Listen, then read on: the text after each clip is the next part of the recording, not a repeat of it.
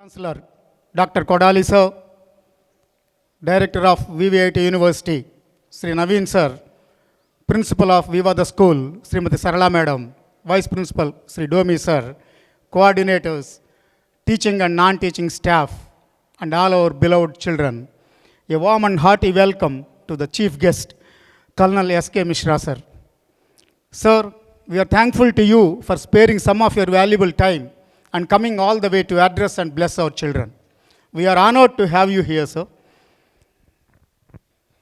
Today, the entire country celebrates Republic Day to honor the date on which the Constitution has come into effect. To say in most simple words, the Constitution is a set of fundamental rules that determine the functioning of a country. Most of the countries have their own constitution, depending upon the customs, cultures, value systems, rules, and regulations they follow. Similarly, when we got independence, we also wanted to have our own constitution, and a committee was formed under the chairmanship of Dr. B.R. Ambedkar to draft a permanent Indian constitution. Finally, on 26th January, after a lot of discussions and deliberations, the Constitution came into effect. If we see the happenings in the world for the last 20 to 30 years, you will realize the importance of independence and the Constitution. See the cases of Iran, Iraq, Venezuela, Bangladesh, and Ukraine, and it's not going to stop at that. Greenland, Denmark, Taiwan, and many more countries are on heat. If we are not powerful as a nation, we are not safe. If we are not powerful as a nation, we are not safe. And the independence is at stake. And the power depends upon how we make use of independence and the Constitution. Without independence, there is no freedom. We cannot have freedom of thought, freedom to express ourselves, freedom for development, and freedom for innovations. Similarly, the Constitution is the supreme legal document of India. Even Parliament cannot override the Constitution as it is superior to Parliament. It can only be amended. Indian Constitution clearly demarcates the fundamental political code, the structures, procedures, powers and duties of government institutions, and Constitution sets out the fundamental rights, directive principles, and the duties of all citizens. So, our Constitution caters for both responsibilities and the rights in the most balanced way, keeping the national interest in the mind. And ours is the longest written constitution in the world. And ours is a sovereign, socialist, secular, and democratic republic. Dear children, for us to come to this stage within just 78 years of our independence, some force is acting behind, which is ensuring the belongingness of all the citizens towards unity and development of our nation. Loyalty shown, the hard work done, the patience, the pursuance, and the attitude have played a key role in shaping the status of our country and erasing the wrong opinion that the world had had about us and our capabilities. And today, we are playing an important role in the world to restore peace, harmony, and sovereignty without affecting our development and prosperity.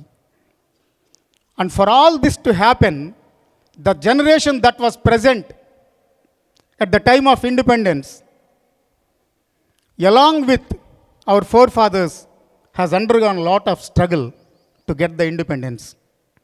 They have seen the suffering under foreign rule.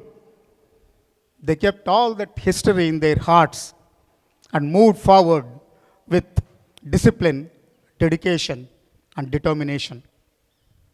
For that matter, If we are having peaceful sleep at our homes now, there is someone in uniform guarding our border, guarding our country, guarding our freedom and independence at the cost of their lives.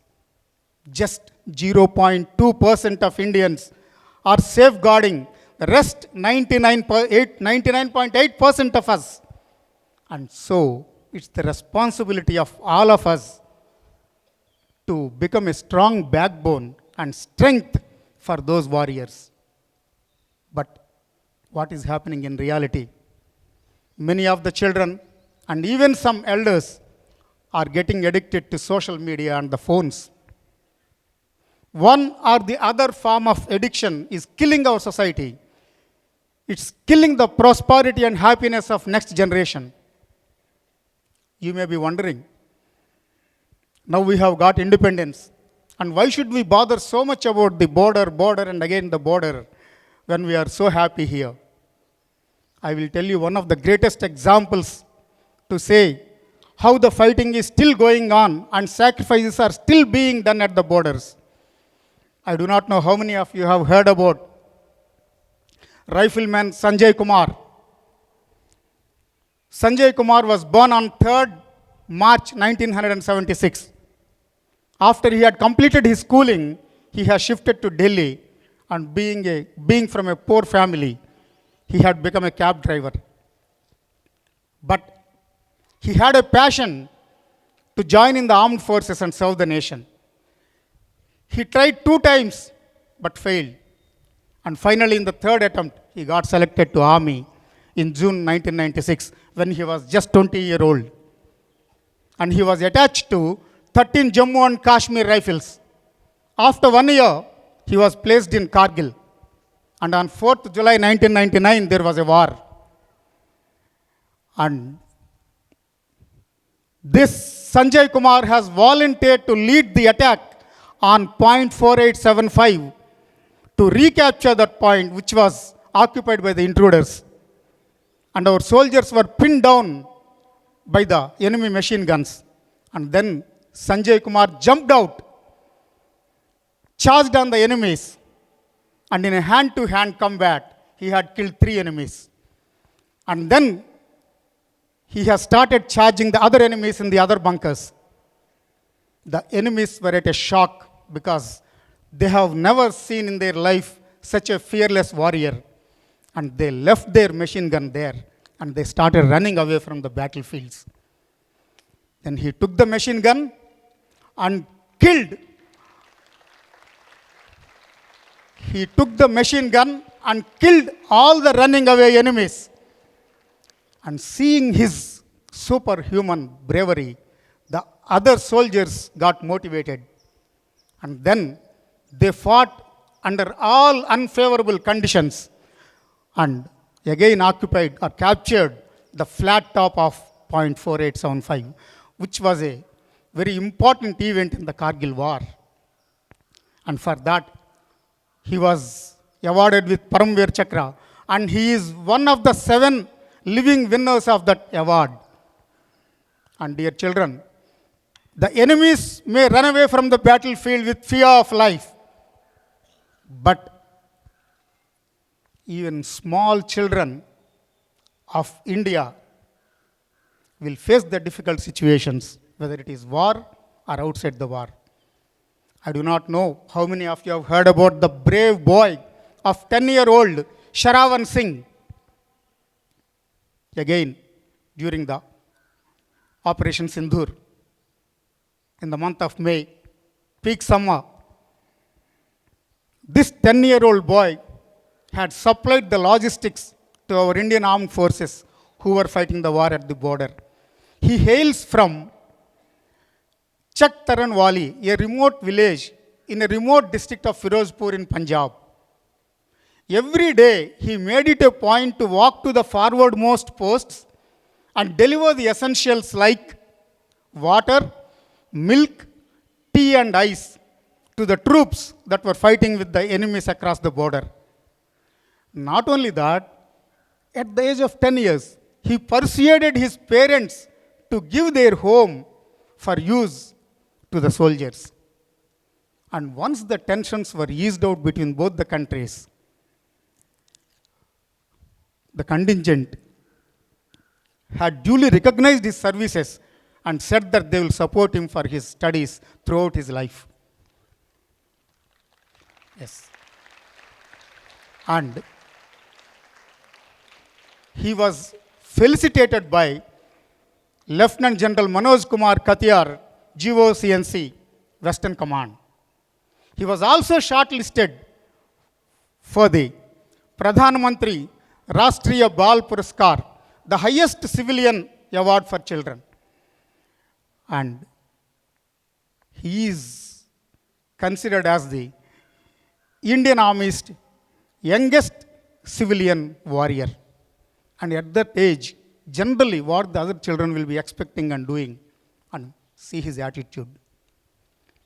We can only say one thing.